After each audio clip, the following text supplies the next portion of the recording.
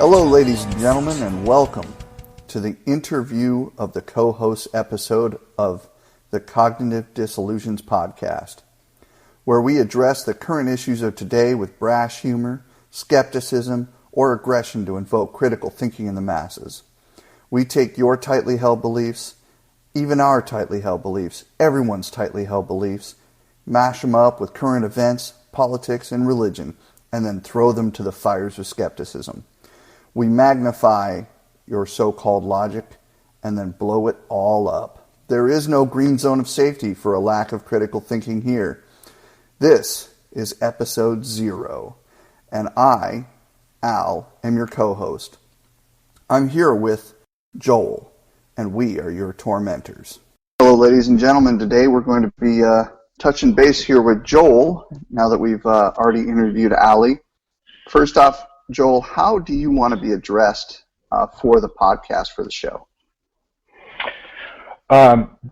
Just my name is fine, if that's what you mean, or do you mean, how do I identify worldview-wise, or what do you have in mind? That's fine. Your name, just your first name, like okay. Allie just wanted to be called by her first name. Did you want first and last? No, Joel is fine. All right. People that know me can... That'll be fine. Sounds good. Okay, I just wanted to make sure before we got fully into this whole thing. What kind of religious background do you have? By that I mean, what religions were you raised in or around as you were growing up? Yeah, I wasn't particularly raised in a religion per se. There certainly was a context of Judeo-Christianity just in my family, but not necessarily in my direct family, meaning with my mom and brother and such. On my dad's side, my grandmother is very religious and a Christian, and so that's been in my life a bit. But it wasn't a real big deal growing up. So you didn't have any hardcore indoctrination? I didn't. However, when I was in high school-ish, 16 or so, 17, somewhere in that area, I had a friend that kind of introduced me to his church, which was a Foursquare church, kind of apparently a non-denominational sort of, rock and roll kind of church sort of thing, evangelical. And I kind of got into that for a while. I went pretty frequently and tried to fit in, being that, as I said before, I didn't have much of a background prior to this. I did find it hard to fit in, hard to relate to a lot of the people that went there. I had a somewhat troubled childhood, got into my own trouble, had trouble kind of occur in my life in general, and so a lot of the people that seemed to go to this church tended to be you're sort of cookie cutter, at least in appearance, Christian, real kind of good, goody two shoes kind of thing. And, so it was hard. I tried really hard. I tried to,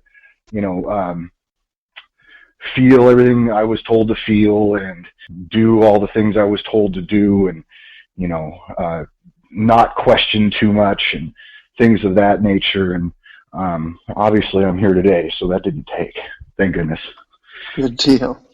So are there, outside of those few examples, are there any things that stick out really about your upbringing that are religious, or other than the rock and roll church attempts at indoctrination in your schools or in your personal life outside of that event, or was that the only one?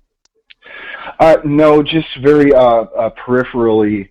On my dad's side, my grandmother and the family over there, really. But it wasn't very intense as I know a lot of people have to go through in their childhood. So. And are there things that you avoid because of your upbringing, or religious mindsets that you avoid because of the upbringing? Not really sure I completely understand the question. Okay. But no, I would say I don't avoid anything because of my upbringing, if that's where you're going with that. Yeah, there are some people that have certain things that they won't do. Like a buddy of mine, Seventh-day Adventist when he was growing up. So he avoids dealing with any religious people on Saturday, that kind of thing. You know what I mean? There are some people that won't go to synagogue or mosque or won't even enter a church because of their upbringing. I just wondered if anything like that occurred. Nothing really sticks out. No, not in that regard. Are you still close to the religious people in your family? Yes, I am. Okay, so that wasn't damaged in any way. That's great, no, actually. Yeah, and we maneuver around the topic for the most part. Particularly, okay, so I'm very, very close with my grandmother, who is my dad, who's passed away. I'm very close with her. When my dad died, that relationship got even stronger in a lot of ways. A lot of it probably has to do with me being my dad's oldest son, and just that kind of dynamic there. And she, like I say, she's very, was brought up very Christian and has nothing in the way of doubt that I can see.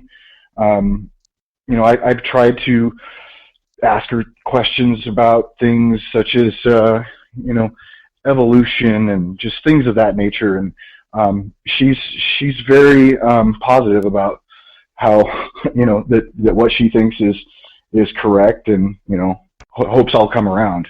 That is one theme that does come up on occasion. There is a kind of a sense that we get when, we get down the more serious roads of conversation that I definitely kind of have this feeling of that she's saddened by my not having a God belief, particularly her God, of course. But our love for one another perseveres through that. So I'm really happy for that. That's very cool.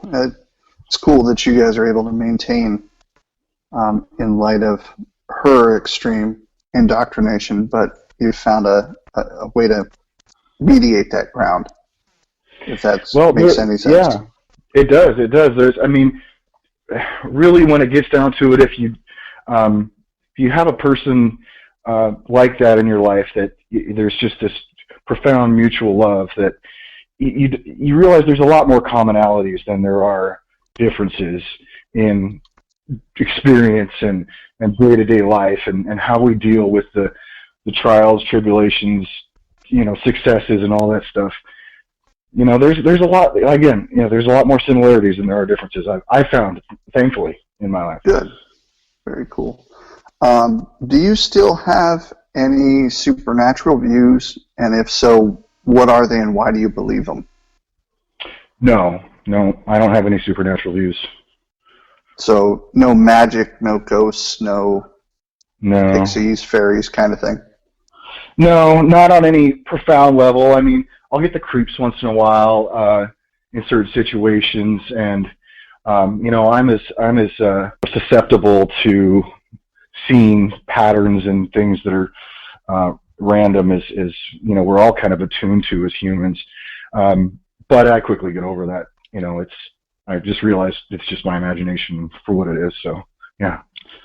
Well, that's all the questions I already had mapped out. I just wanted to give people a general idea of where you're coming from, what your viewpoints are. Is there anything that we missed that you'd like to talk about? I guess the only thing, and kind of a full disclosure sort of scenario here, there definitely was a moment in my life where I went from not really having an opinion one way or the other. It just wasn't a part of my life as far as religion. I didn't care. What didn't affect me in any kind of profound way. My dad, who I had said earlier is dead.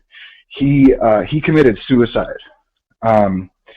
It was 2006, and as I said, that side of the family is very Judeo-Christian oriented, and there was a lot of things that transpired during that very obviously intense intensely emotional time, where the sort of the cognitive dissonance of Christianity really was pushing at everyone, and there was these a lot of time of a lot of things said that were very obviously conflicting with reality.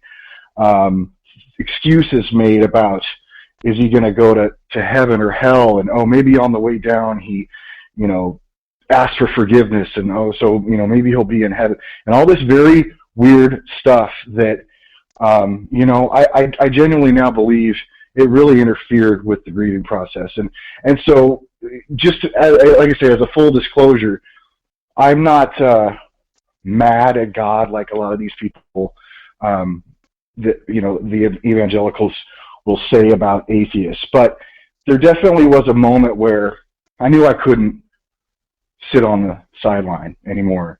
That I saw it harmful in my life in just this one little area of people not really being able to grieve because of this false something out there, and it just did not allow for a conclusion. So, so I just want to be out there with that. Absolutely, I appreciate that input, and I'm sorry for your loss. Yeah, thank you. Yeah, it's I've gotten good with it.